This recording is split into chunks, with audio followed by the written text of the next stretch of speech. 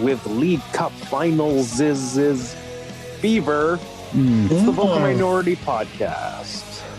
It's catchy. It's viral. I don't know if that's what anybody wanted, but sure. Is it airborne? I should have worn a mask. Raise your voice. I didn't want this. Oh, you're such an ultra. Yeah, indeed. Indeed. Oh dear. Well, hello and welcome to this week's episode of the Vocal Minority Podcast, the podcast that loves a good monster mash. On this week's episode, we talk playoffs, more playoffs, player awards, national team squad announcements, cryptic posts, and more. Now in this week's panel. Through 3 matches, didn't quite get the full Duncan special, but at least there were goals. Welcome to Duncan Fletcher. Just like to announce I will be back here next week. And fuck Seattle. Way to get to my intro. Excellent. Still wearing his Bobby costume. The beard looks fabulous, Mark. Say hello to Mark Hinckley. Well, thank you. I mean, it's just a mop. A really dirty, ragged, crusty, because it has to form a shape mop. And part of the costume, I don't know if you guys were aware of this, comes with a zero delight. You cannot show any positive emotion. You have to look like you're in either slight discomfort or simmering rage all the time. That's what really makes the Bobby costume. And that came with full instructions. Like, I'm picturing you in the mirror practicing your simmering rage look, and It's really hard when somebody tells you like good news and you still have to look like trying to find the shit that's wrong with the good news. You just won $1 million. Well, I guess it couldn't have been 3 then, huh? Like, you can't really fucking do that, but channel, you gotta believe in Bobby and you gotta be Bobby. Something to consider. A delighted lifelong Zombie Shivas fan. It's Tony Walsh. Oh, day one. I know. We've seen the jacket. I'm waiting for the tattoo. What'd you say? You seen the what? Mark, what'd you say? We've seen the jacket. Jacket. Oh, I wish I had that satin like LAFC jacket, like something like looks like it's from only. Drive. Oh, members only would be even better. I was thinking something with like with a tiger on the back, like black satin with a tiger. Also trying to figure out which monster I'd pick to make my mash. Like werewolf? Probably not. I was Can't be trusted. Thinking. Frankenstein would have the power. Yep. There's the relentlessness though, and it's hard to kill all of them, but like the mummy. Yeah, he's gonna drop the bowl with that stupid walk. True. Good point. Loch Ness. That's a monster. The whole loch. There's fit a lot of potatoes in it. I prefer a monster munch to a monster mash. Thank you, Duncan. I was waiting for one of you to chime in with that. That was delicious. Roast beef. Although I still do remember the first time. I don't remember which one of it was that brought it back, because I had never had it before. That shit is delicious. What do you prefer, Dunk? Roast beef or the regular, the pickled onion? Or I feel like roast beef would have been what I would have gone with as a kid and everything. Pickled onion, definitely not. I would never even go near that one. But roast beef solid. Did they ever do a prawn cocktail, Monster Munch? Not that I remember. Yeah. Sad. Very sad. Anyways, similar to Duncan, but as for me, I'm with Cincy. Fuck Seattle. I am your host, Kristin, and now this week's show. All right, first up, what's been going on? And again, like last week, it's all about the playoffs.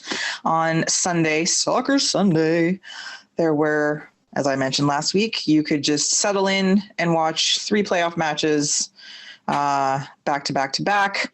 A little Camp PL sandwich A little meat, Campiel meat in between some MLS bread. So we had what would the Campiel meat be if it were an actual meat? Let's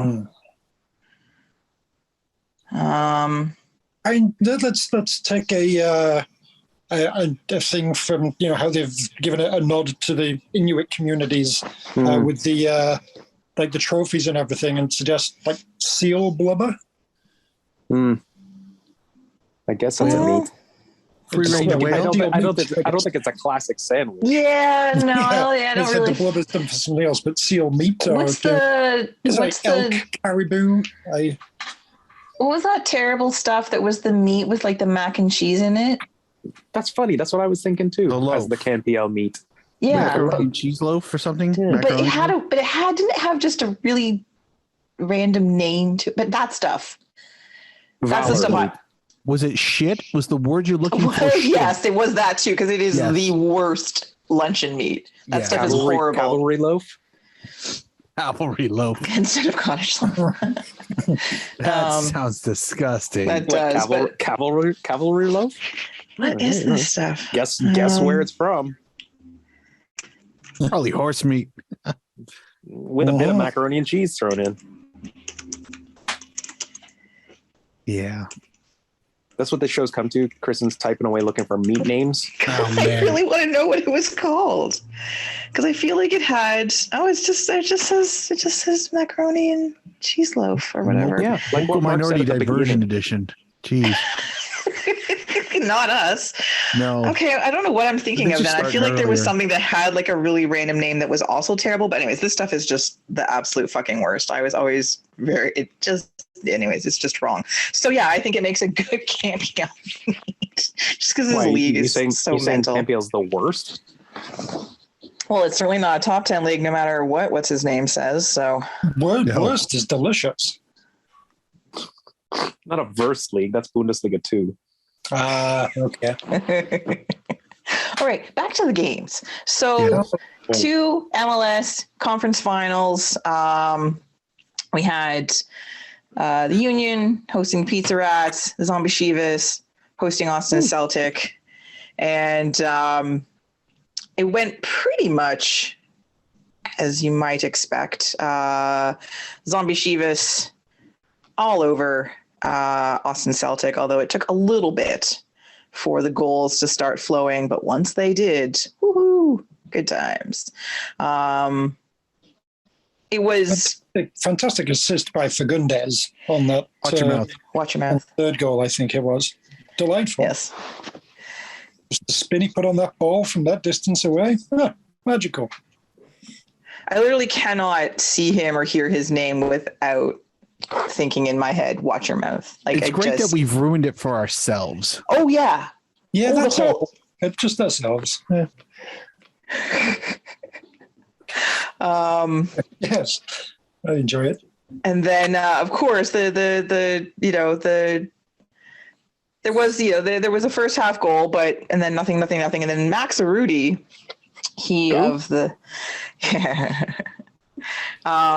former TFC legend.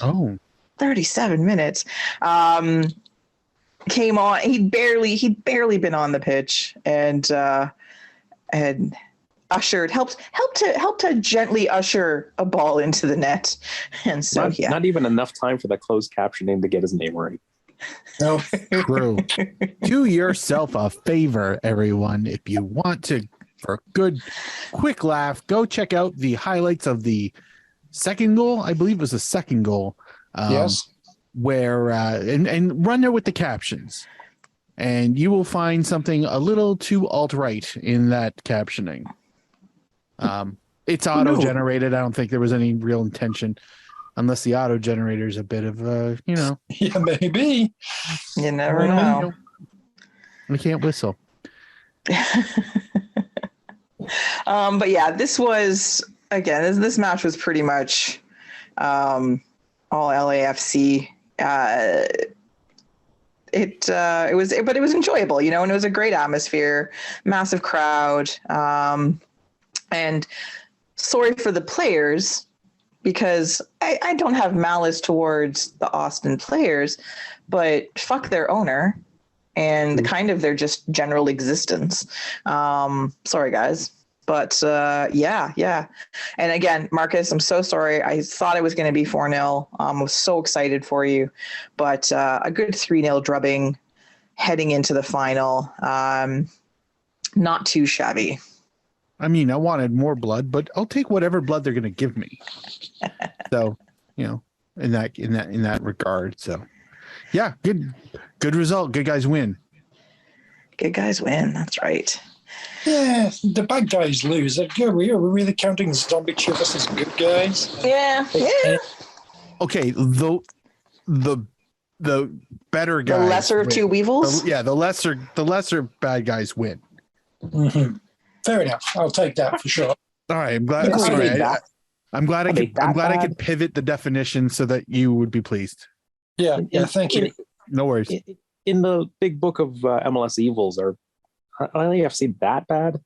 No, I'm far less annoyed by them than, say, I don't know, Carson's Finest. Yeah, for sure. Fuck those guys. Yeah. I agree. I concur. And that's Seattle. the Galaxy. For those of you who aren't sure, I'm just like not you guys, not you three, the downloaders. Ew. Those people. I know Them. Yes, I know. There's some quality people in there. Let me tell you. So we've got that sorted, and then the Union hosting the Pizza Rats. A bit more of a lively match for the first little while, as it took. The first half was a snore. And I say because I said lively is referring to the second half, because the first half was like, you all want to win this game, right? Anyone doing anything? Like, it was not enjoyable.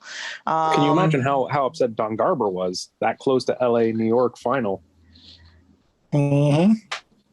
True. Mm-hmm. You can already hear the mess in his pants building up. What was I calling it? Did I say the Lakers and the Knicks? Yeah. Not a rivalry because the Knicks aren't good. Not anymore. Oh, Neither are the Lakers right now. Yeah, that's true. I know, it's delightful. This is more Mets Angels, isn't it? Jets Rams 70s. I don't know. Nice. So second half still started off a little more interesting, a couple subs, and the Pizza Rats score first. Oh no, Maxi Morales, not really a surprise. It's all over. They're just going to sit, defend, and hit them on the counter, and there's there. Yeah, nothing's going to happen, and Sean Johnson's just gonna. He's so good, and then it all started to go very, very, very wrong. And 2 goals in 2 minutes from the Union. And then less than 10 minutes later, a third. And it was done. Thoroughly demoralized Pizza Rats. Union in full flight. Once that first goal went in, it was literally like, oh, okay, we have this sorted now. And it just, they could not.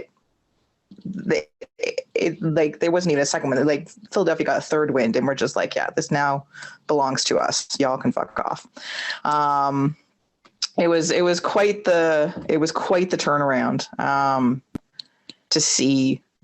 Once the Philadelphia got that first goal, it was like, oof, done.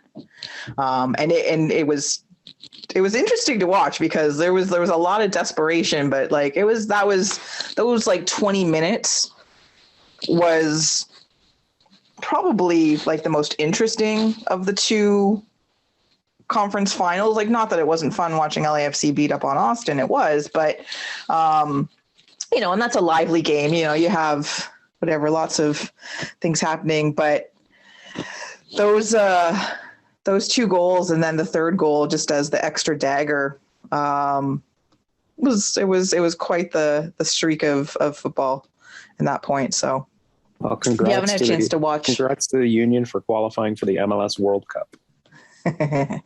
Mm-hmm. Did you guys see that graphic on the local Philadelphia news? Yes. It was great. They actually called it the MLS World Cup. Yes. it was pretty funny. Union qualify for or Union going to MLS World Cup. It's World Cup, yeah. That was great. Take that, Great Lakes World Cup. Yeah. Also, again, do watch the highlights from that match, and I continue to marvel at the absolute brilliance of Andre Blake.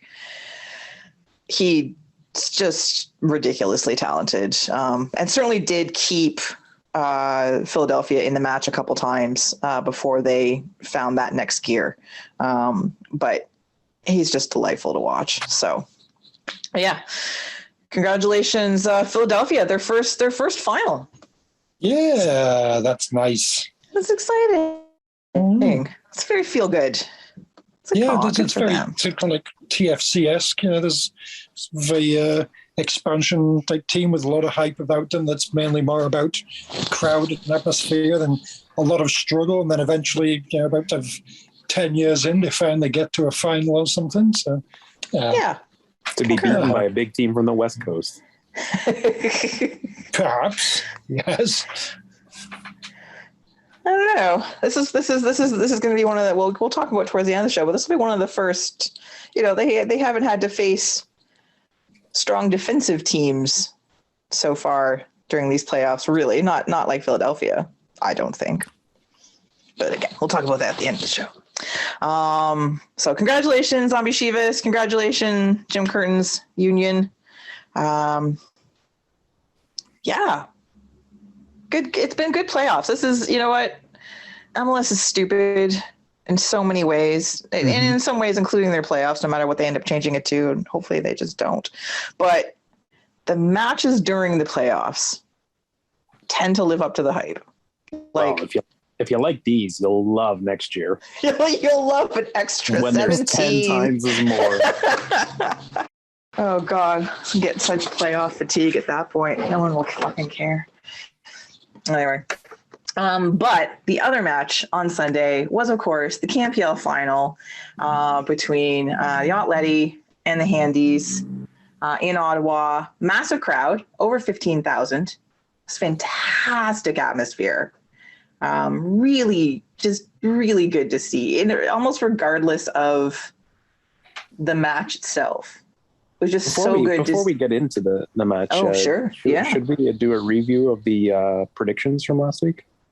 Okay. I don't know who wrote them down. I like that you think that I write them down. Right, Tony, I'm assuming that you kept a record of them. You seem very, very eager to discuss this. No, I won't say anything more. Doesn't matter. No, by all means. No, it's fine. You're allowed to crow about your predictions. It's okay. No, that would be uncouth. Oh yes, and that's never you ever. No. Tony is famous for his couth. Mm-hmm. He never serves it anymore, though. Like, that's the problem. So, fantastic crowd. Really, really great. Great to see. Nice, massive turnout of Hamilton supporters. The sections they had, super active, super lively, lots of orange, but you saw lots of Ottawa. Like, it was lovely to see on TV and feel that vibe coming through throughout the entire match. So lots of Alan as well. I feel like every time. Oh my God, so much Alan. Let's show the Hamilton fans. Oh, it's Alan. There we go. Yeah, every time. I know. I think he's got a contract with the league, to be honest with you. Yeah, I think so. It's like so every now and again I would spot Jamie first just because of his hair, because he's got such bright blonde hair, right? And it's like, oh, there's Alan. There's hi Alan. Yeah, there's Alan. Did everyone see Alan? Yeah. I feel like every game I watch where Alan went to it and I didn't, it's going, hey, it's Alan, and then by the end of the game, it's like, Alan. Because it's so many times. It's so many times. Oh yeah, it loses its luster pretty quickly. It's like fuck, Alan. He's like the Portsmouth guy with the bell. He is the Portsmouth guy. He's our Portsmouth guy. Yes. Oh, that's fantastic. Now allegedly we won't see that anymore since Alan is has retired from.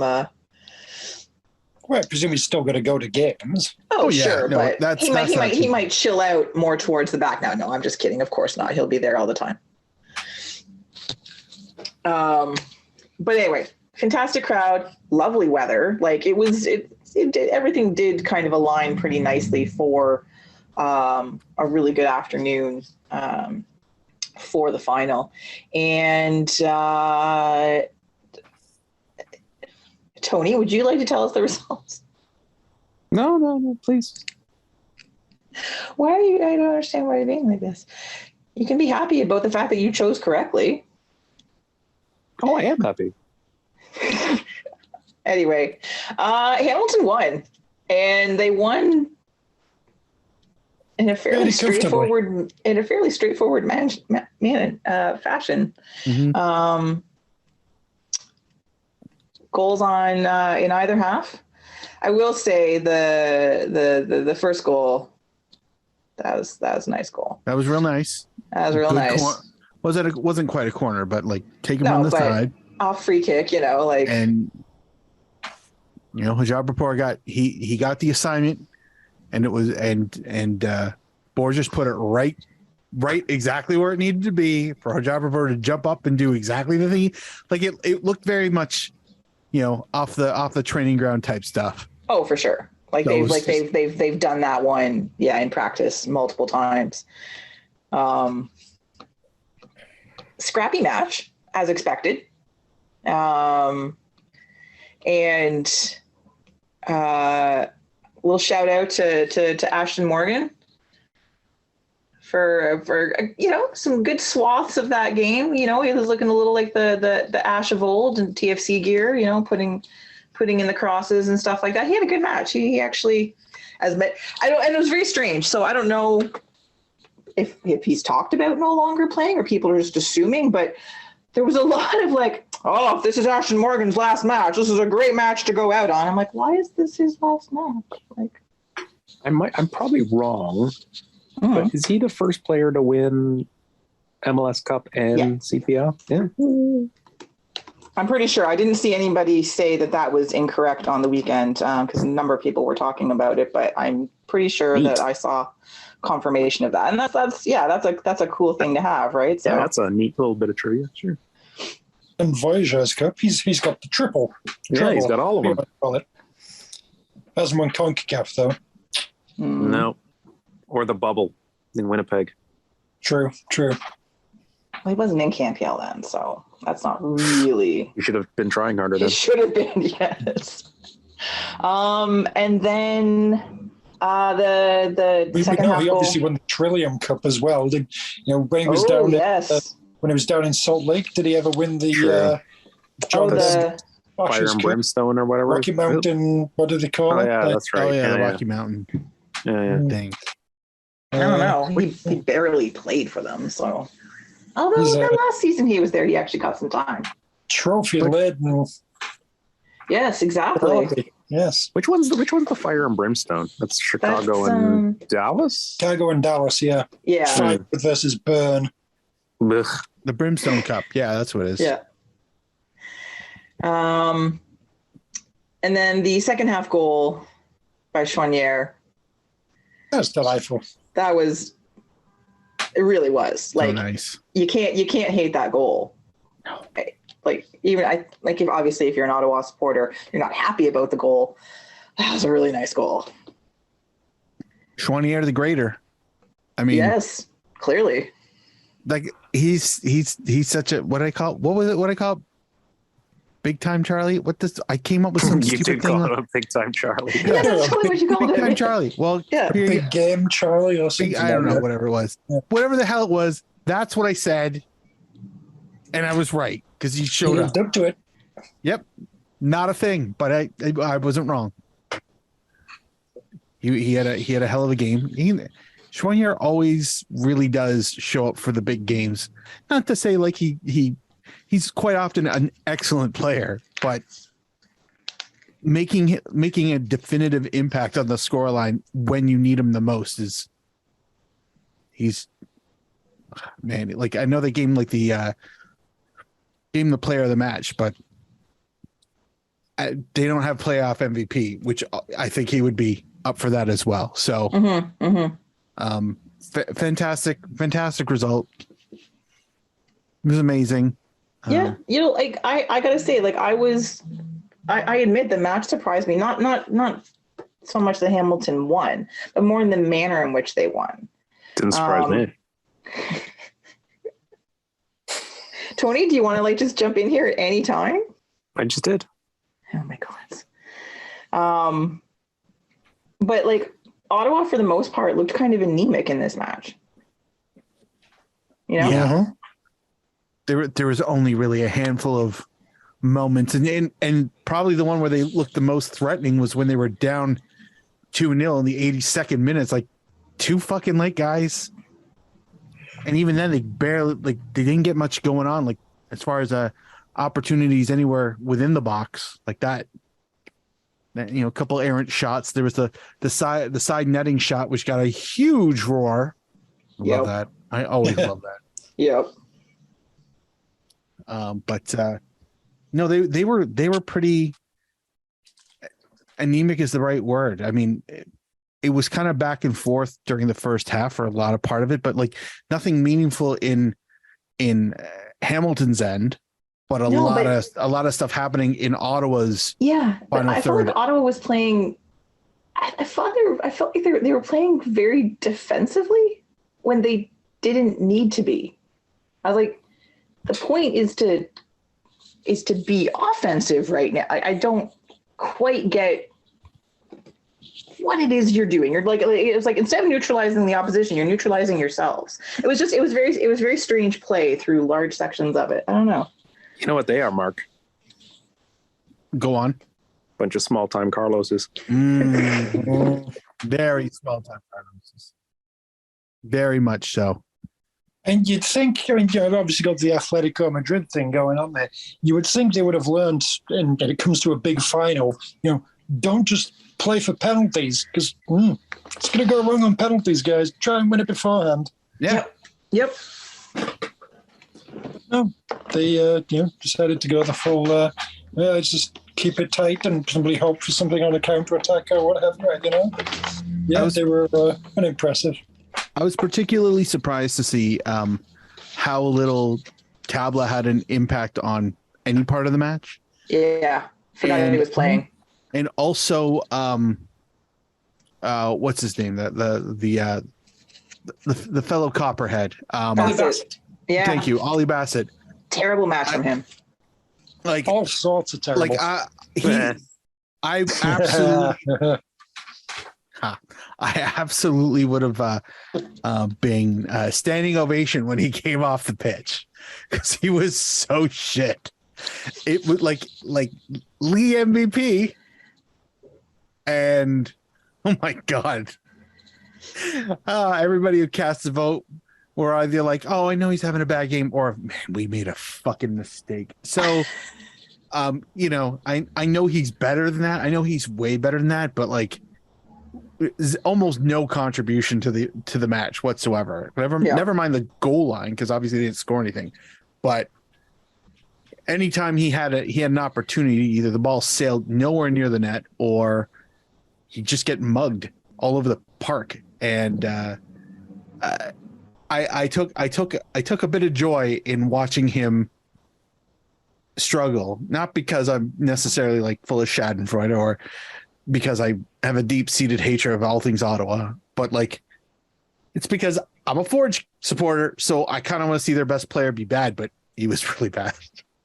You know, it's going to be crazy when he Forge signs for us. Him, I know, and that hair, those kits, holy crap! Yeah.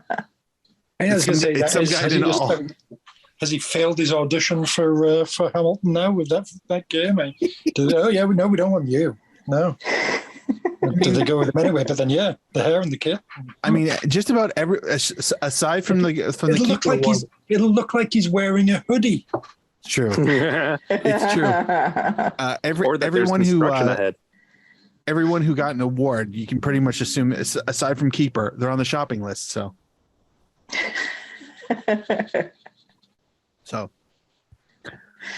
yeah, good result. 4 finals, Yeah. 3 trophies. You know, Mm. it's even more annoying than we were last year. Yeah, Hamilton is clearly the DC United of Yes. CPL. So yeah, how long before they kind of collapse into mediocrity and then just Soon. fully aware that this is an outcome. We're gonna have 4 or 5 Mark, stars. I think you've got one more year. One more year kind of at the top, and then the Rolf years start. Well, yeah, because a lot of these guys are really going to age out, and Bobby's like chosen core from Sigma and everything, like stuff is going to just. I'm sure there's still people coming through that. It's just a matter of time, because honestly, like I feel like and eventually you're not going to be allowed to sign everyone. Marcus. We can.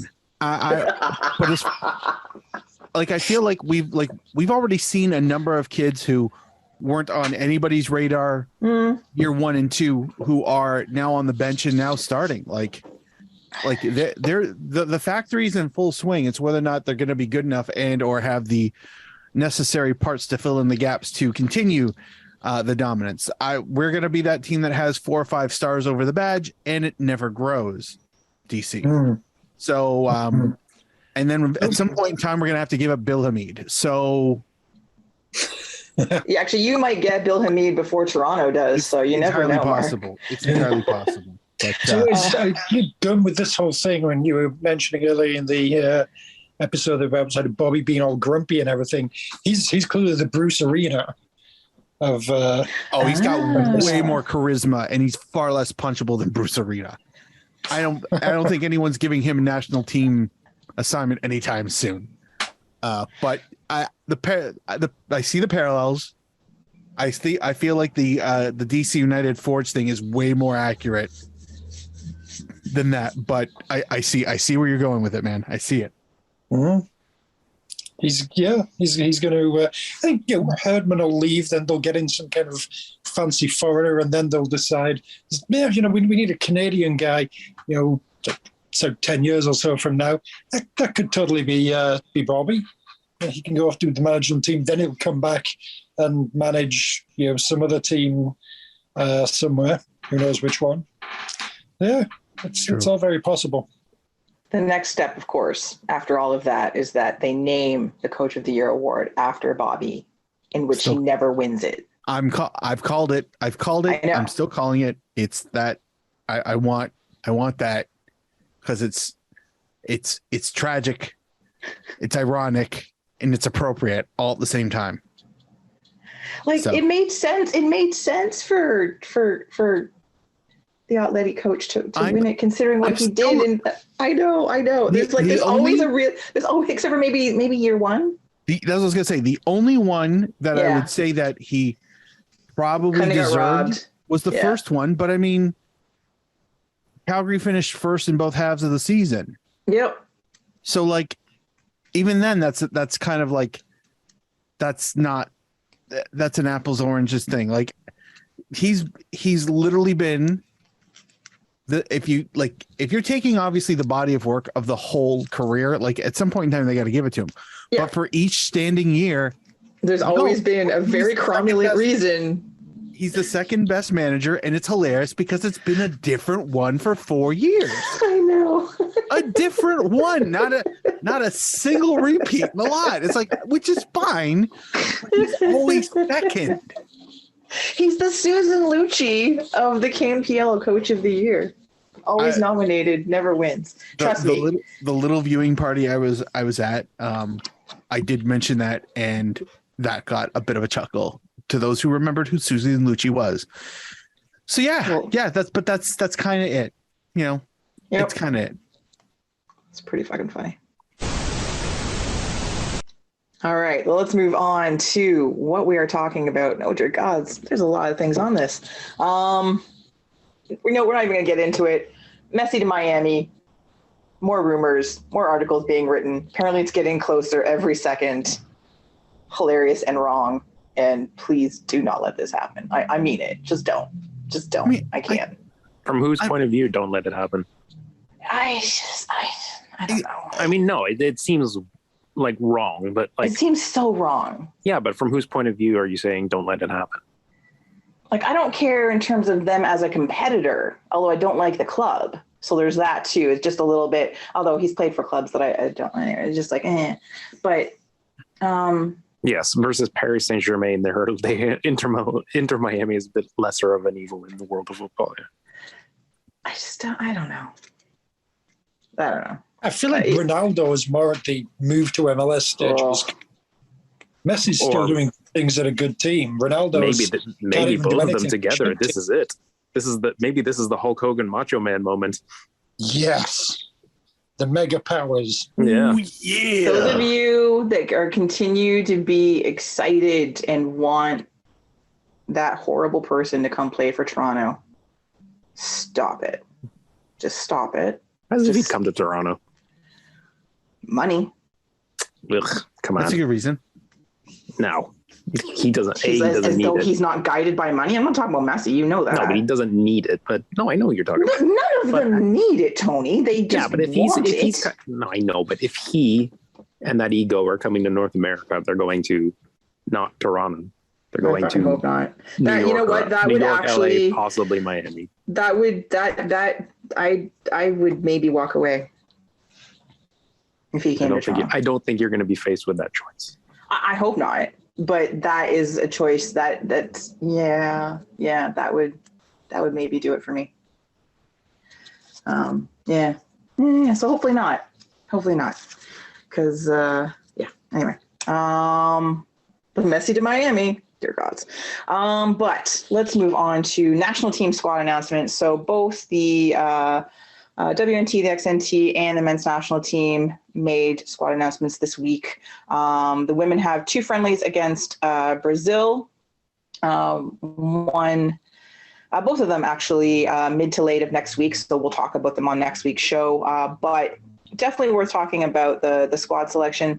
And then, as we mentioned last week, John Herdman made his squad selection for the men's friendly against Bahrain. This is not the World Cup squad selection. So anyone who thought that it was, just sit down, take a couple deep breaths. It'll be okay. It's fine. This is a good squad to play against. Raheem Edwards is better than Alphonso Davies anyway, so this is fine. Yeah, we don't need that guy. Bahrain will pass. Anyway, so Bev Priestman, a somewhat a familiar squad, but had to make. She brought in some really young players that haven't had a chance yet. And then there are certainly some absences, mostly due to injuries. But the one I just want to bring up before we sort of look at the squad more in depth is that Janine Becky is not in this squad. And everyone was like, oh, what's going on? Why isn't Becky here? This is a decision by the player. Kermit the Frog was that upset? Yes, very much. But this is a decision made by the player with the support of the coach and certainly with the support of her teammates. This is a planned break for her. She's played, 15 months straight, pretty much, and just, needs a tame. And you know what? And I fully support athletes doing this because you have to look after yourself, and no breaks of any meaningful type for, that length of time is hard on the body. It's hard on your mind. It's just, it's going to wear on you and you're going to hurt yourself in one way or another. So, and again, well, sure, it's nice to have, to play against a meaningful opponent or whatever in a World Cup year, but Becky always shows up for the national team. She's obviously going to the World Cup next year. Like, it's not even a question. It's not like Bev needs to evaluate where she's going to play. They figured all this stuff out. So for her to take some time to decompress a little bit, to actually get some rest, I applaud. Yeah, agreed. That's not a bad decision in and of itself. As I say, you've got to take care of it and of herself, and it's not just about got to do every single thing every single time. So good for her. Mm-hmm. Anyway, so a couple of the really young players from the U17s that, these are some players that stood out during the U17 Women's World Cup. So Ella Audie, Amanda Allen, and Annabelle Chukwu, all two forwards and a fullback. So that's a nice balance because obviously still looking for consistent scoring from Canada, and with several defenders also. Janine Becky's not going to be there. There's other defenders that are out injured. Nice to evaluate someone new.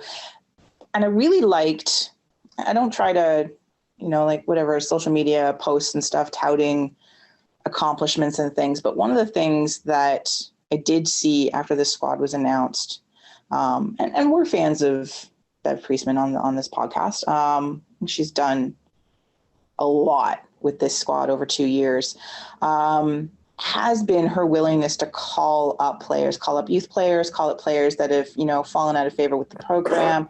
So she's calling 50 different players over a 2-year period. And that's a lot.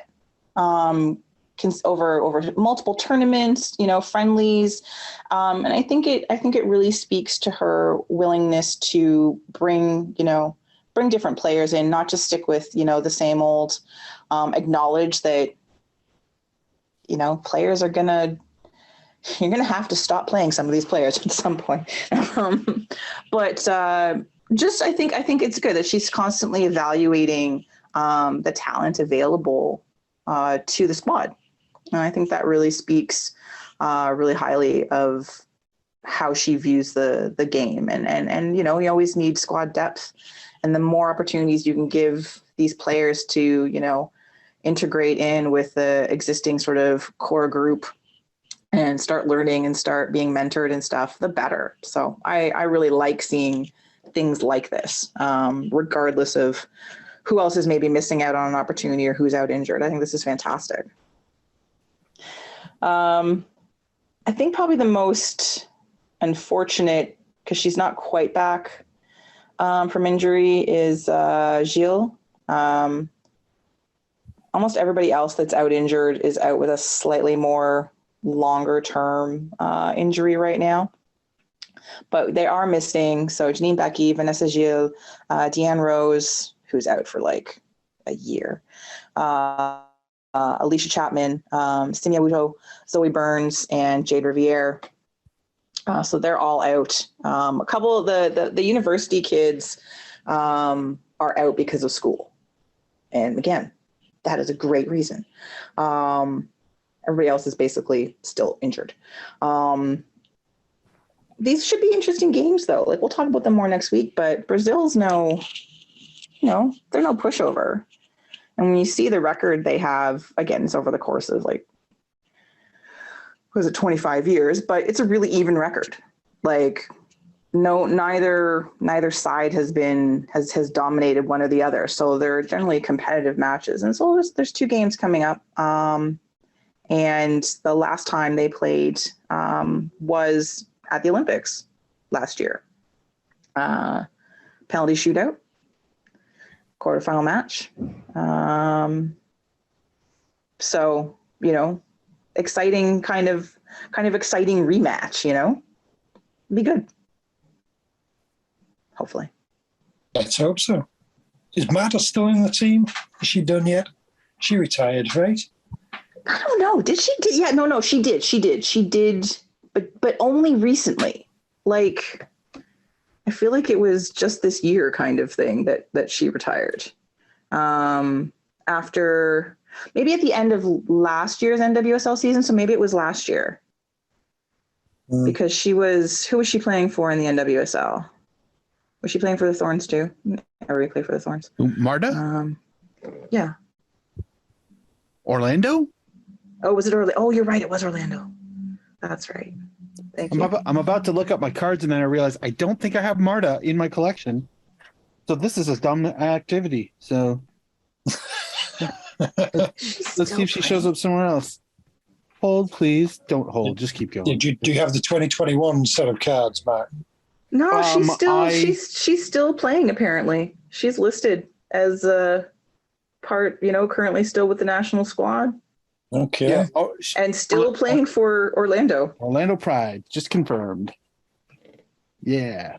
See, pays to have your cards handy. All right. Well, give us some stats, Mark. He said to nobody. Oh no, I'm missing the Marta playing card. Also, the women's cards don't have a lot of stats on them. It's mostly like a little bio, and that's about it. Oh. Let's see, picking a random player, preferably Canadian. Yeah, just anyone will do. Come on, just jump out at me, Binder. Just pick one. Oh man. Oh, that's why she didn't really play this season. She tore her ACL in March. Okay. So probably not going to play in these games.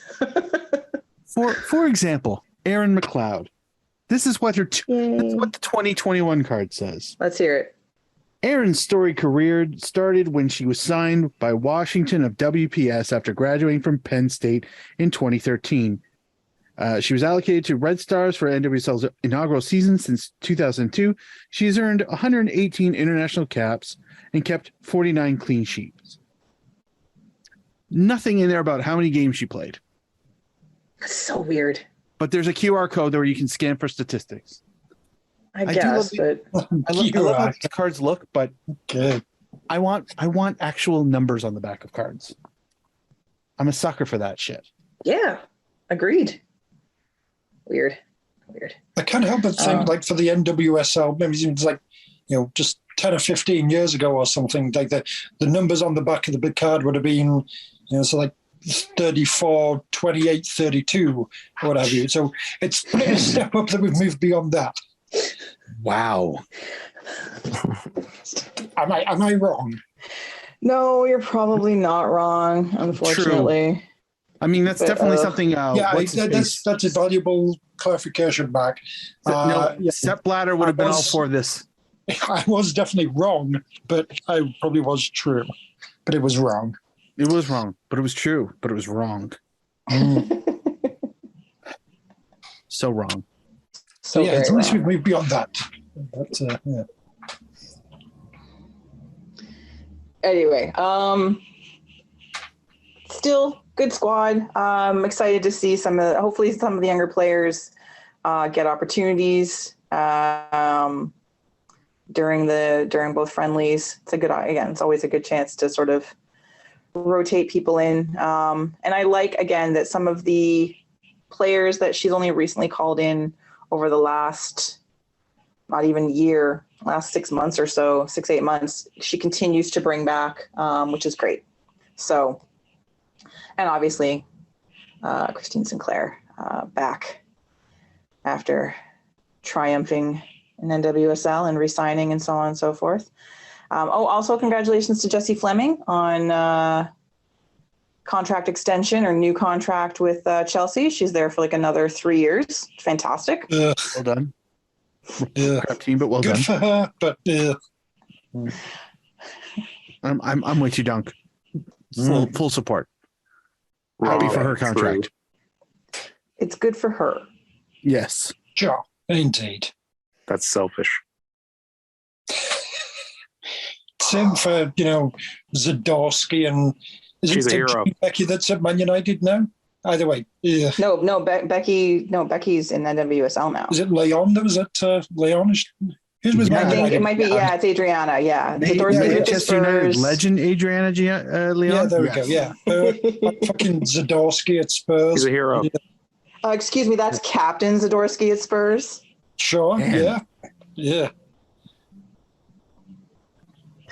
Do you just hate that they play in England? I'm not sure what I don't see what. How many Canadians does Darlington's women's team have? Huh? Answer me, Duncan. God damn it! That's a good point. I'm going to guess 0. So 0. How many women in general play on the women's team for? they do definitely have a women. They do definitely have a women's team. I know that much. I don't know what league they play in, but they definitely have one. But I doubt there are any Canadian internationals on there. I hope not. Oh, why do you hope? I feel like I'm channeling Kristin in this, and I shouldn't. Why not, Duncan? Why don't you hope that more Canadians get jobs overseas, huh? I'm happy to have Canadians over there. I'm just saying a Canadian national team would hopefully be at a higher level, but with less obnoxious clubs. If you can find that balance. Come on, Spurs women play at Brisbane Road. Sure. Oh dear gods. Anyway, let's move on from this, shall we? I feel dirty. I'm sorry, Duncan. I'm sorry. I didn't mean it. Yeah, no. It's yeah. All right. You, Well, let's. You big club Charlies, do what you've got to do to defend your your questionable tastes. I like my questionable taste. Thank you very much. All right. So the men's squad. Obviously, the World Cup is almost upon us, but they do have a couple friendlies ahead of the World Cup itself. First one, as we mentioned last week, is upcoming match against Bahrain. And really miserable place to go for a drink. Bahrain. Stretch. Anyway, so the squad was Halloween week. You could have said Bahrain. The squad was released today, and it's full on. It's before we get into that, I mean, talking of Halloween and brains and what have you, I've got to say, very disappointed. I don't really feel like I've seen anyone out there, actually in real life or even on social media. There was no, where were the zombie Queen Elizabeths? Brains. Like, yeah, I saw like an adorable Queen Elizabeth with like, I guess her family must have corgis, so like it was an adorable one. But yeah, I didn't see anything that was not adorable. Zombies or just rotting. Like, some kind of acknowledgement that she's just died. Come on, people. This is what Halloween's all about. Anyway, to the squad, and this is an MLS squad. It's all, with the exception, well, and he's a former MLS player, which is Liam Fraser, and I'm excited to see Liam Fraser. It's all MLS players. Waterman, I put Cam PL because of Waterman, but anyway, they're all just coming out of their season, so they're all still in some sort of shape. Other players need a break, a little bit of rest. They don't need to be playing in every single match right before. Most of them are still, playing quite well with their clubs. Stacchio is on a tear right now. Tejan Buchanan's been playing really well. Alphonso Davies been playing really well. Jonathan, everyone's been doing well. And a number of these players are going to the World Cup, so you have some balance here. But Lucas McNaughton, congratulations. That's exciting. Excited for him. Okay, yep, there we go. For him, sure, yeah. Is this exciting for Canada that, How did TFC's defense look this year generally? Amazing. It was fantastic. Especially inside the second half of the year. He was really playing. We're going to put Lucas McNaughton and Daniil Henry as a pairing. It's going to be fine. Gonna win the league. We're gonna win the league. Now you're gonna believe. Although I sort of do enjoy the shit posting about how many TFC players are on this squad and how few Vancouver Whitecaps players there are. That's been kind of fun. Yeah, it's just like Stompy McCavallini there. That's yes, exactly. Stompy McCavallini. Yes, him. Scottish international, Stompy McCavallini. Sure. Yeah. Although that Ryan Gold rumor that's been swirling is hilarious. About him. Is he going to play for Canada? What? Someone's talking about he's considering making his one-time switch. I presumed he'd already played for Scotland or what have you, but he never actually got that far. I guess, or maybe not at the senior level. I don't know. I saw a little. I didn't really go into it too much. I just saw some rumblings about it on Twitter, and I just laughed. I was like, "Yeah, we don't know. It's okay. You go play for Scotland." So anyway, but MLS it's an MLS squad. Other than seeing, I'm happy for Lucas Mendon just because I like to see people get called up. Always happy to see Jaden. I hope Io Akinola gets some minutes. He's had such an uneven year or two almost, really. Okay. An even year or two, sure. Uneven suggests good and bad. What was the good in the last year for Io Akinola? That's why I added on the 2. Yeah, fair enough. Then yeah, no qualms with the and or 2. Yeah. Yeah. But yeah, it would be nice if he got going again. Because the potential is there, right? I feel like, he just needs a good run sort of thing. He needs a good run of form. Hopefully something that can be consistent after that. But yeah, it's been tough. And regardless of what he does at the World Cup, I am always happy to see Daniil Henry called. And I want good things for Daniil Henry. So did he get a job at the World Cup? Oh, congrats. Someone's got to sell popcorn. Probably the biggest thing though here is Jonathan Osorio, because he's been out injured for months, and apparently they've been monitoring all of his practices, and they've always had a rep from the national team sort of at TFC's training ground, where they're still training every day right now. It's very strange. I don't quite understand it, but TFC? Yeah. Why? Every day. I don't know. Yeah. In case all the MLS teams come down with a bug before next Sunday? I'm not sure. I haven't really delved too deeply into why they're still I don't know if this is just an ongoing player evaluation situation. I don't know, but because I follow TFC on TFC and all that stuff. I look at the posts, and they had one on Halloween. Oh, what scary movie are you going to watch? This kind of thing. They're all still there. Was it the season highlight package? They asked Insigne, and he was trying to I don't know, Mimo, come over, he wanted help, and he's like, I watch him, and I was like, what? People are weird. Michael Bradley, of course, doesn't like scary movies, so he doesn't watch scary movies. But anyway, but yeah, there seems to be some positive. It seems a positive situation around Jonathan Osorio's health right now and his fitness. So that is very good news for the player, and obviously good news for the squad heading into the World Cup. So exciting. Yeah, that's good. Hopefully he can, get some minutes and be in some kind of playing shape by the time the serious games happen. That would be definitely useful. Yes. So the I haven't seen enough about how matches are being shown or if they're going to be shown, but both the men and the women play on November 11th in their various friendlies. So perhaps One Soccer will manage to, maybe there'll be some sort of broadcast, who knows? But we'll talk about it more next week because the matches are next week. We're going to talk about the CanPL Awards really briefly. Before that, speaking of TFC, sorry, go ahead. I was just saying, we did Canadian and men's team and everything.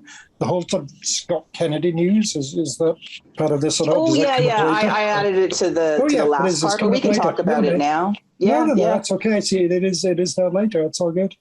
No, move on. Let's keep this going. Anyway, just speaking of TFC's training camp, Marco Bustos is on trial or training or hanging out up at the BTG for their last week of training camp. Oh, this is the final week, apparently. So interesting. Yeah, I mean, if he wasn't going to Forge, this is the next best thing, I guess. Yeah. I don't know. And I for the Aquaman, and I'm quite fond of him as a player. Playing MLS, but with Toronto?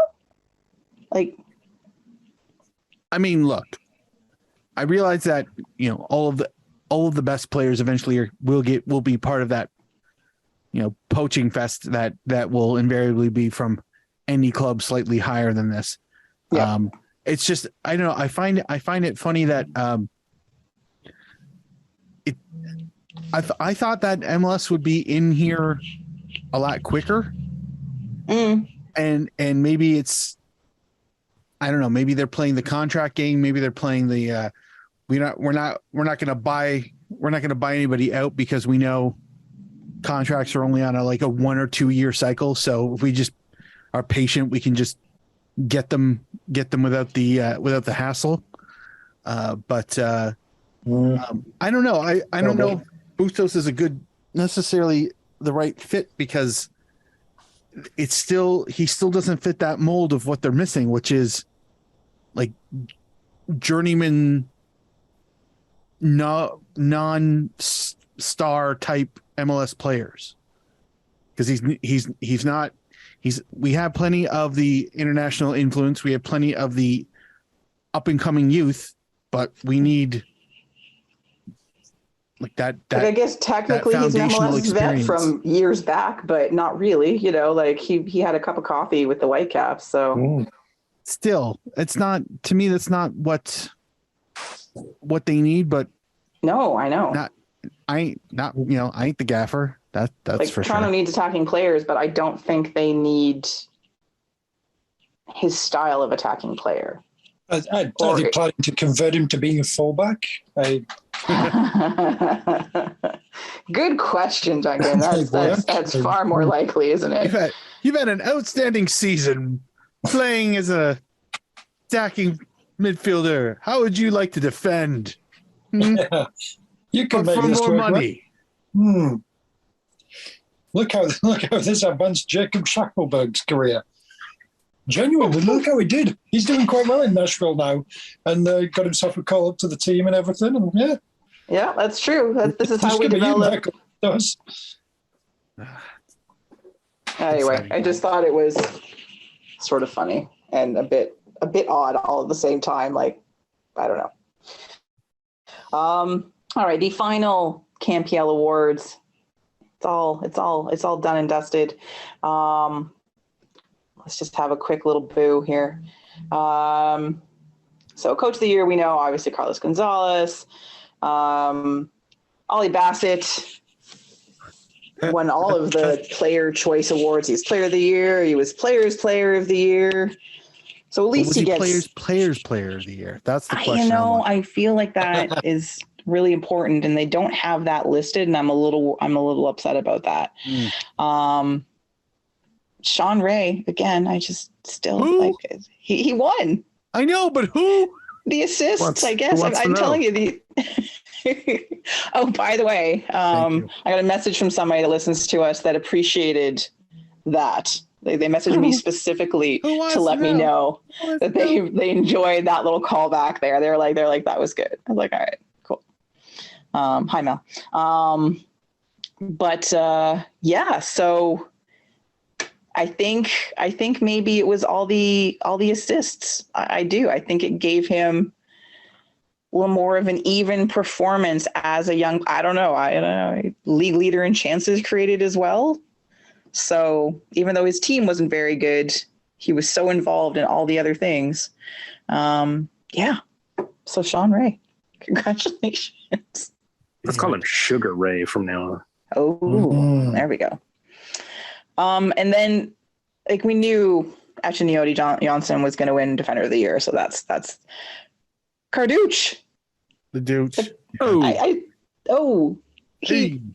He won keeper. Sure. I don't understand. Well, I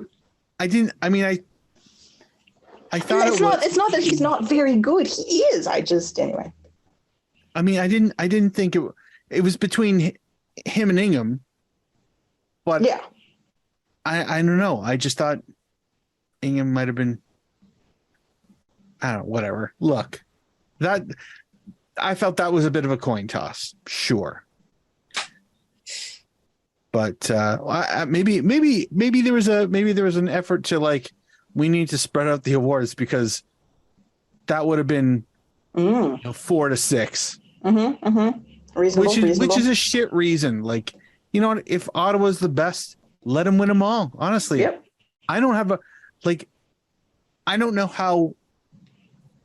It's not crafted, but like deliberately organized. A lot of the communications that the league does, and a lot of it's behind curtains and back alleys, and like we don't know what exactly. Like, there's no transparency even in this stuff. So, like, why? I don't see the big deal. Like, I don't know if Sean Ray winning best under 21 player means that Winnipeg's going to sell 400 more seasons tickets. Like, I don't think sell Sean Ray. It's true. Yeah. But what why not? Like, just if one team's got out like the best coach and the best player and the best, do it up. Just give them all. Give it to them all except for Ancelotti Janssen. That was right. Oh, 100%. Like, I would have expected riots had he not won. Riots. Yeah. Violent. Absolutely.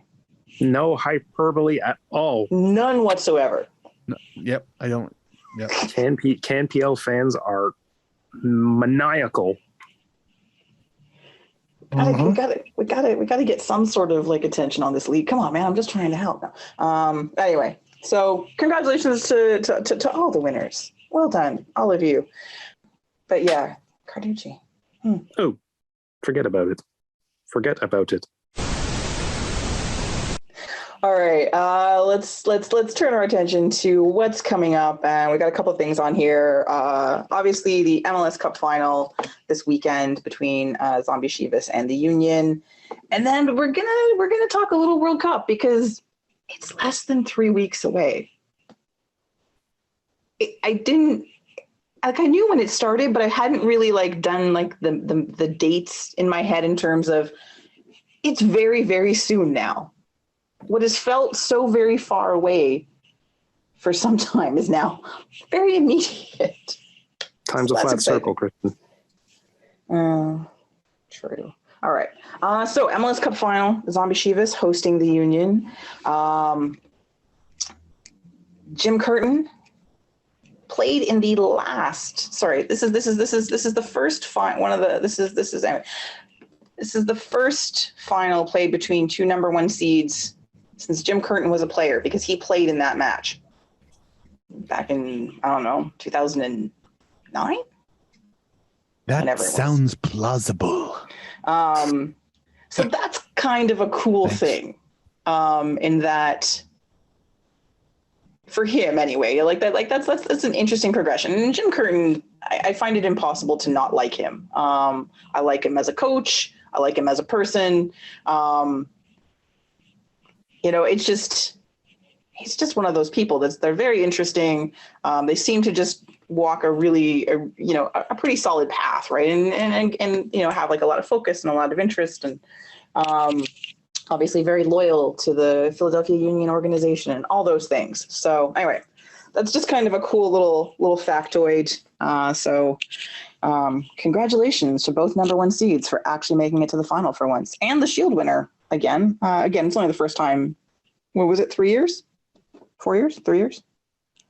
I don't know. We discussed this, but it was 2 weeks ago. So yeah, that's 6 months ago. That may as well have been 30 years ago. Yeah, I know. But this should be a pretty good final, I think.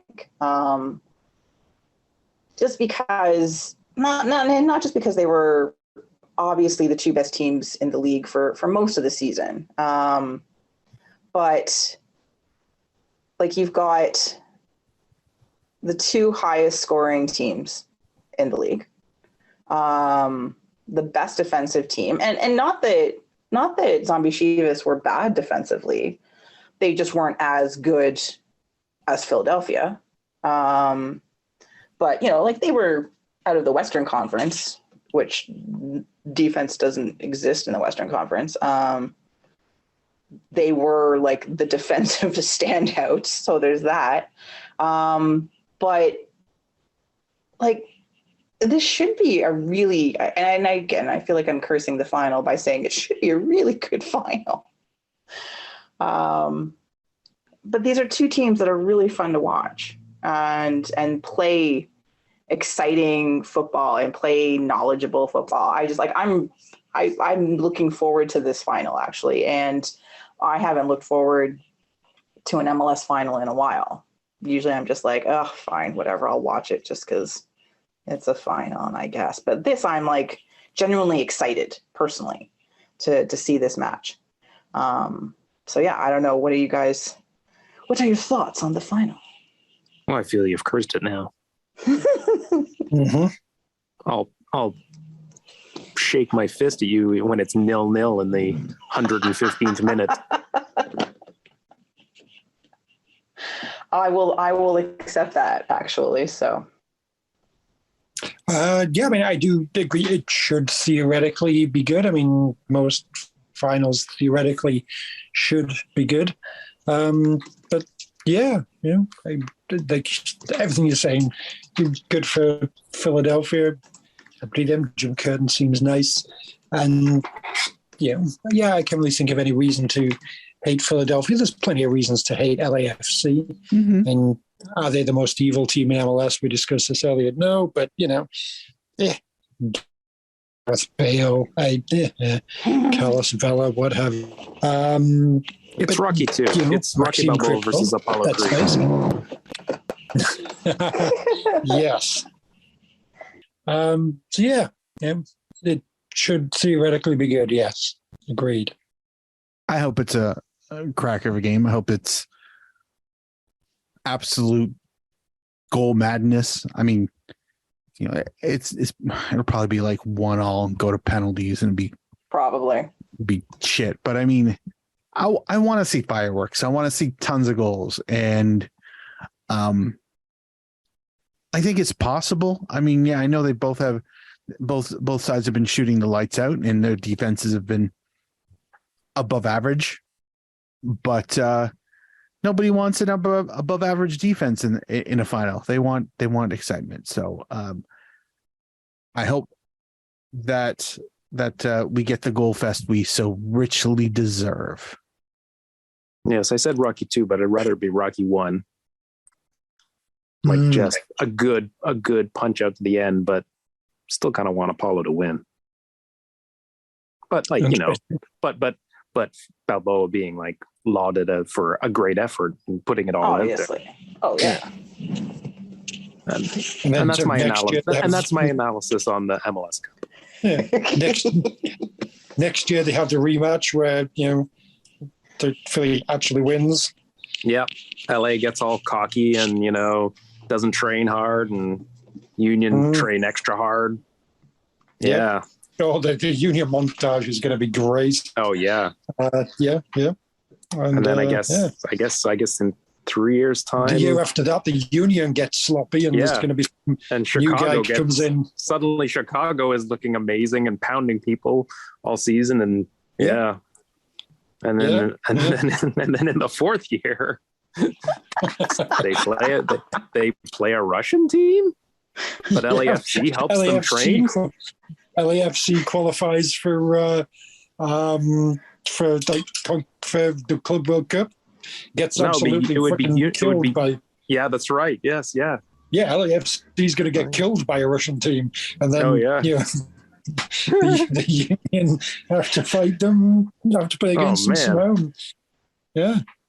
But then when they're on their way home, Union finds out that their uncle blew all their money, and now they're poor. Fucking Paulie. Wow, MLS is great. What a journey. Give it another 20 years, Jim Curtin's going to be coaching some fucking up-and-coming new team in LA. Oh. Yeah.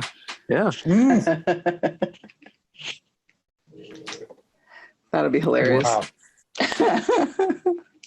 It's like it's already written. Yeah. So it is written. So it shall be. The prophecies were true. All right. players to watch. Pick one from each team, please and thank you. Gareth Bale, Andre Blake. In the penalty shootout. Maxime Crépeau and Andre Blake. Let's just go with the goalies here. Both good players. Excellent both have choices. their own Reasonable choices. excellent choices. Yes. Yeah, I'm gonna go with the Duncan goalkeeper special here. I Crépeau, I'm such a fan of his anyway, and on a team full of potential villains, he's a hero. And with Union, I mean, Blake's just been phenomenal. Like there's a lot of good choices that you can make on Philadelphia, but I think Andre, I mean, it feels really cliche, but like he's the difference between them winning this thing and not. So yeah, I kind of split. I went with Bale for LAFC because he hasn't played recently, and everyone's making, obviously he's a very good player. Obviously, I'm a fan, but he also, he hasn't played for a while, and so everyone's making a big deal about his appearance in this final because it's been made. Been out on the golf course about 5 times in the last week. He's been working on his back muscles. That's true. That's good. But no, for me, in terms of whether or not he actually has an influence on this particular match, is sort of why I throwing his name out there. Not that I'm like, oh, Gareth Bale is going to come in and do all the things. No, I'm just curious to see what he does. Is he going to start? Is he going to come in as a sub? He's a big game Charlie. no, he's not. But speaking of big game Charlies, I'm going with, and as much as I love Andre Blake, and I do, and I agree with you, Mark, he is a difference maker and he's so much fun to watch. Anybody want a peanut? I'm going with Bedoya. Just as, he's back from injury. He has the ability to, he's such an important part of this club. And I think he has that ability to very quickly influence a game, but also it's sort of in a similar way to Bale, the different style of player, obviously, but he also can disappear in matches. So I'm sort of curious to see these two, but Bedoya more for his history with Philadelphia. And I like him as a player. I like him as a person. I think he's interesting. So those are my sort of two. Let's see what happens with these guys. It's fair. Mm-hmm. There's a lot of good stories that can come out of this. Oh yeah. As long as Philadelphia wins. Right. Yeah. I hope they win. Oh my God. So speaking of that, let's do predictions. 0-0. Philadelphia wins 7-6 after 10 rounds of penalties. Wow, that's very specific. Duncan has blocked off 4 hours of Saturdays. It's plausible. So. I'm going to go with, let's see. I'm going to go with 2-1 Philly. LA will score. They'll pull their one back with about 15 minutes and make it squeaky bum time for the rest of the game. Tony. 1-0 Union snoozer. I don't know if they've had a game that's been a snoozer. Well, I'm calling it. So they're due, is what you're saying. Brave. 1-1 in regular time. Philly scores second half of extra time. Nobody scores in the second half of extra time. Well, Philly's going to, so there. But Philly to win. So anyway, it's gonna be fun. I hope.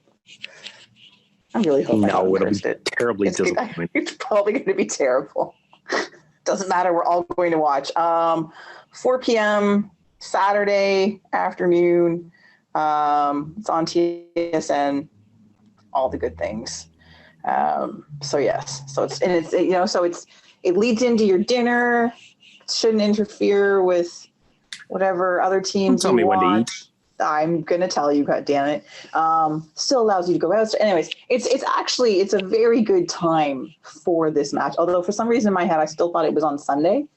And I kept seeing they're like, oh, this Saturday. I was like, oh no, Sunday. Isn't it Sunday?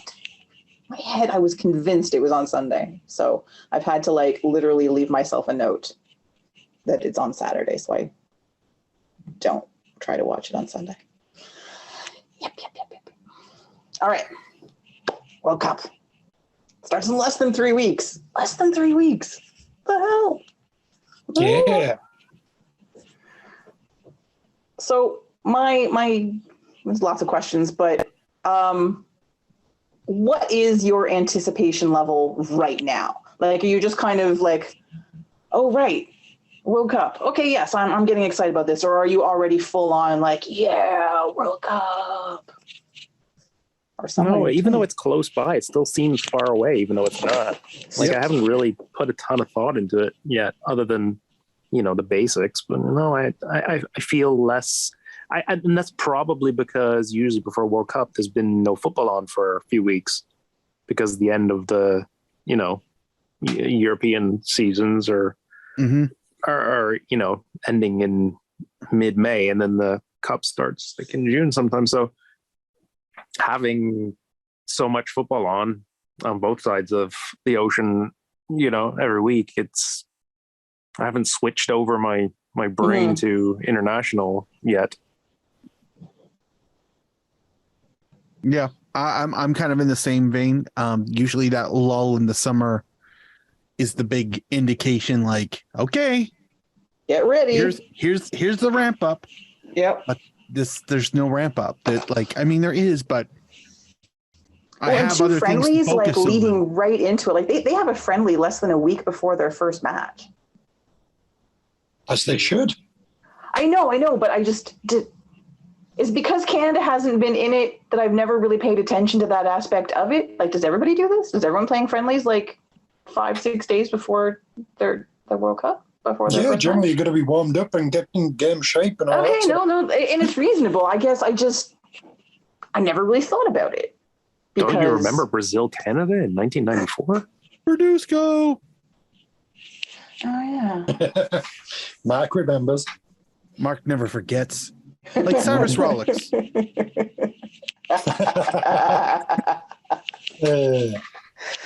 so no, I'm yeah, I know. I've got like a week and a half booked off work, so I'm looking forward to that. Nice. As far as the actual sort of World Cup part of it, it doesn't really seem like it's like, okay, I'm super focused on that yet. It's it's weird, but eventually you're going to start. There's all the newspapers are going to be, sort of putting out all their sort of World Cup preview stuff and that sort of thing. That's going to be happening soon, and then you can get into it at that point, and it'll happen. Yeah. I'm strangely similar. I'm kind of like, I'm excited, but I'm not. It hasn't taken over my brain yet. So, yeah. Well, one of the things that, and we'll talk about, we don't have the squad, we'll talk about matches and stuff like that. We'll do that over the next few weeks, obviously. And during the World Cup, we'll probably be almost entirely focused on the World Cup. But we've talked about issues with the CSA and the players from both the men's team and the WNT and the XNT a lot in the last several months.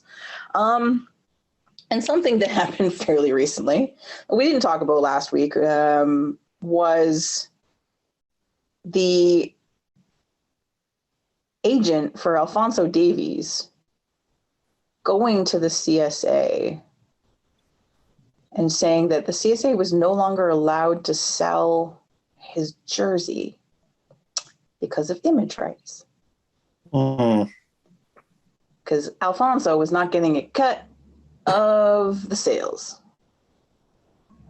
And that brought up a whole well, do any of the players get a cut of the sales? And Christine Sinclair, who is just, I love, like, she's never been soft spoken, but I kind of love this phase of Christine Sinclair's career where she is just like literally giving no fucks. I have never thought of Christine Sinclair as controversial, but just starting to get there now. So, yeah, I know, it's great. And like I said, I'm loving this more outspoken. I just love it. It's quite delightful. And she tweeted something out. Hey CSA, waiting to hear from you. I would like to get in on this conversation, kind of thing.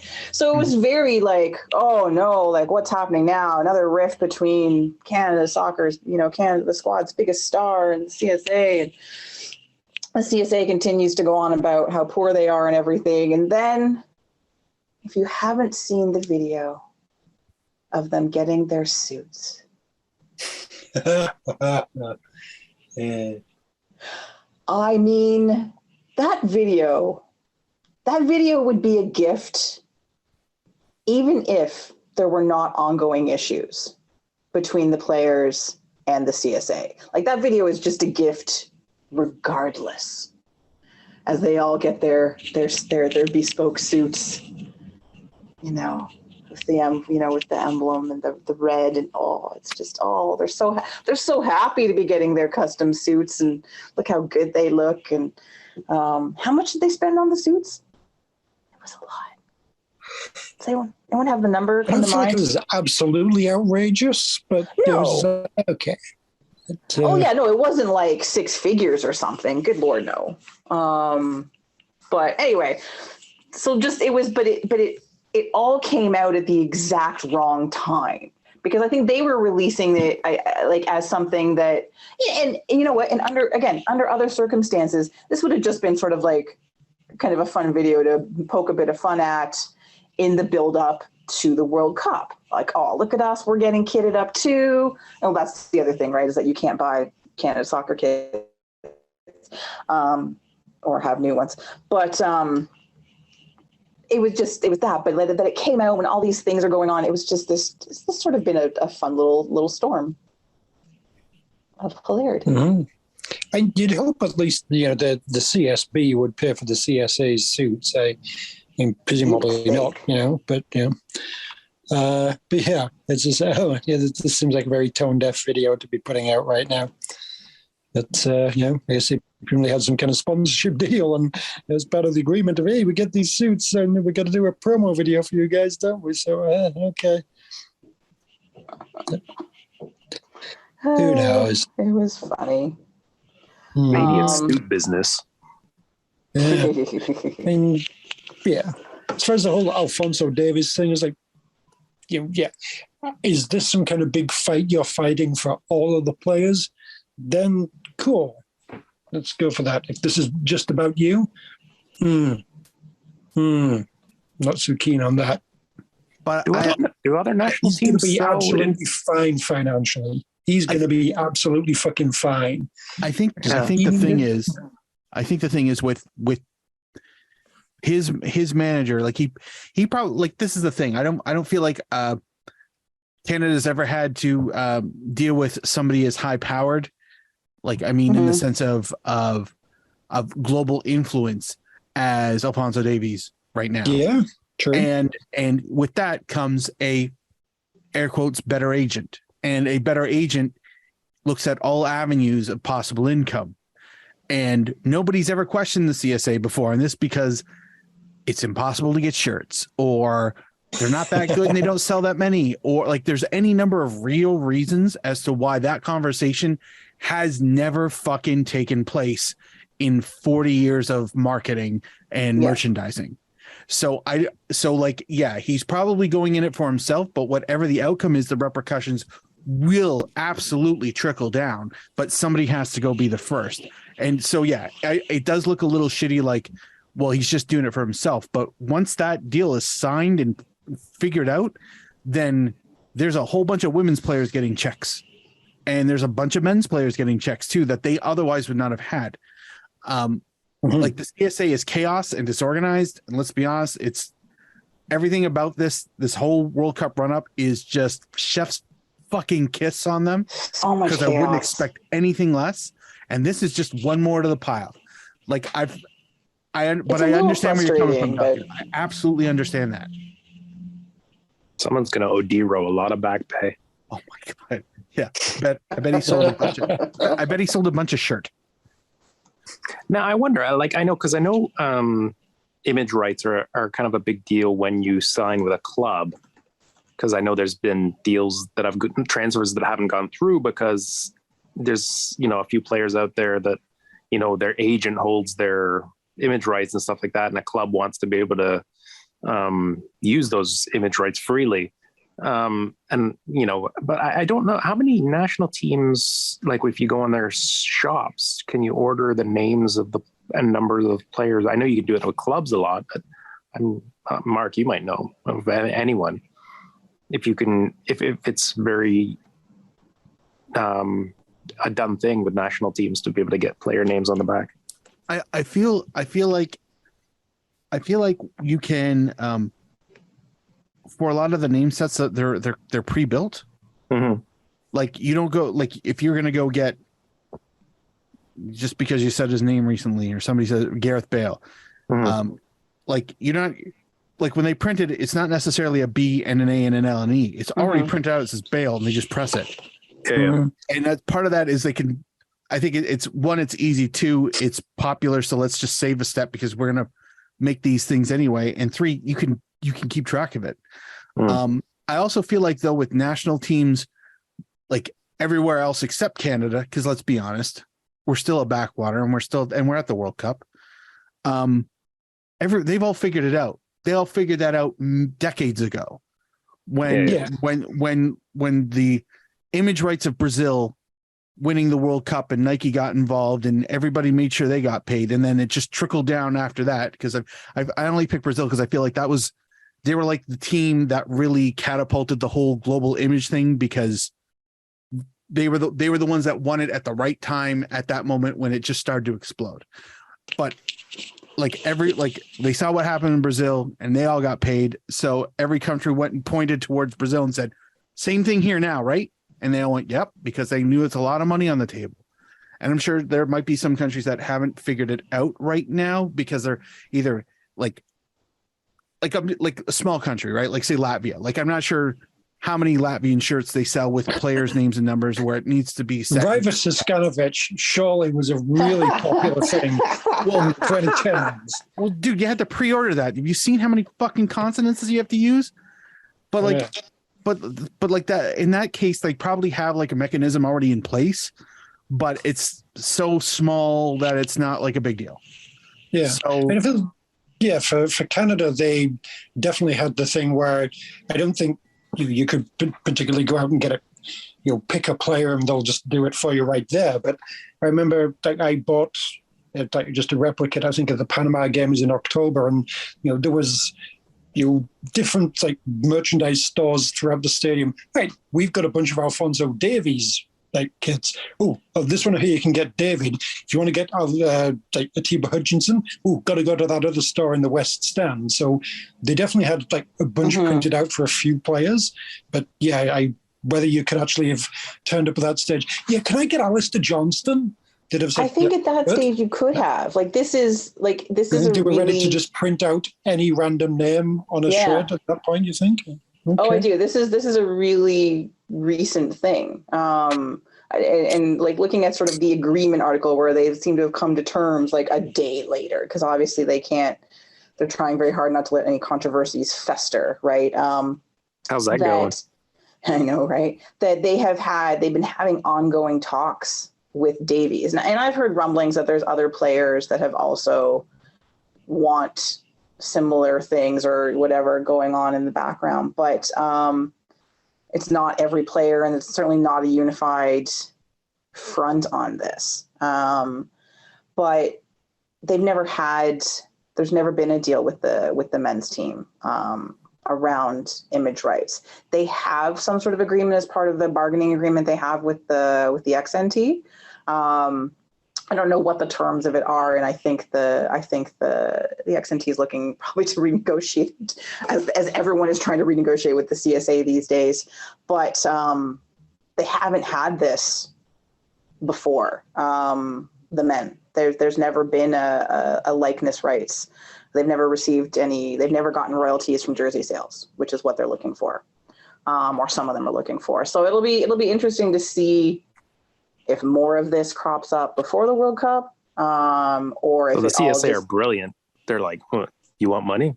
We just won't have any shirts. Oh, problem solved.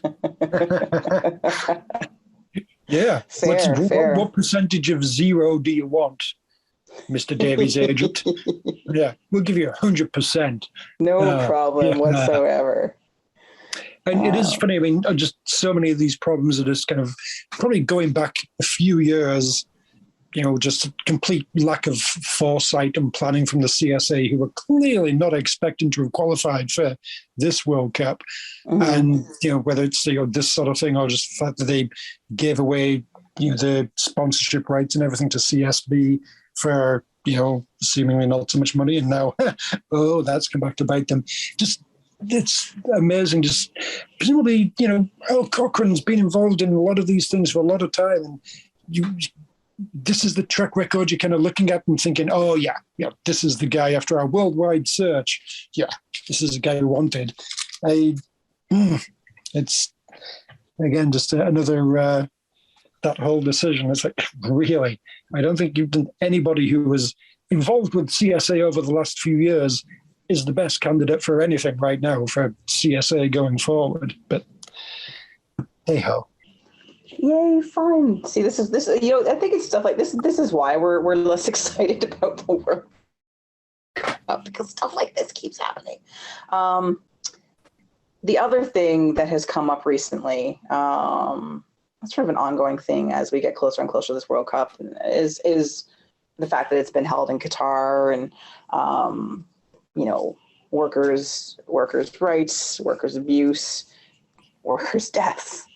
All sorts of fun things in terms of the exploitation in having the stadiums built, and transportation, hotels, and infrastructure and everything ahead of the World Cup.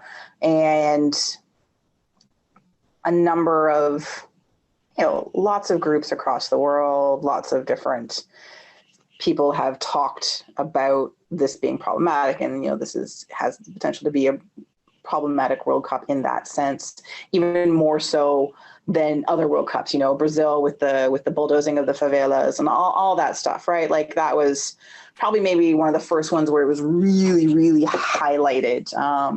And Dave Zirin did a brilliant book about it, The Dance with the Devil. But one of the things that's come out has been, there's a Pay Up FIFA. It's a campaign there's a fund to help the families, or in some cases the workers, but the families of workers that have died, that have been severely injured, that sort of thing. Human Rights Watch has been trying to contact Canada Soccer about their support for months and months. And several countries have signed on, like big countries, I guess is the best way to put it. And one of them, I think, is sort of, well, two of them, they're sort of like, actually, no, they're all big. So you've got the Belgian Football Association, the French Football Federation, England's FA, Germany, the Netherlands, Wales, and the US. Like, these are all, to lesser degrees, high-profile footballing countries, but high-profile countries who have all thrown their support behind this. And no one's talking money yet. I don't know how they're funding it or whatever, but at least publicly stating that, yes, this needs to happen and we support it. Canada Soccer is still not.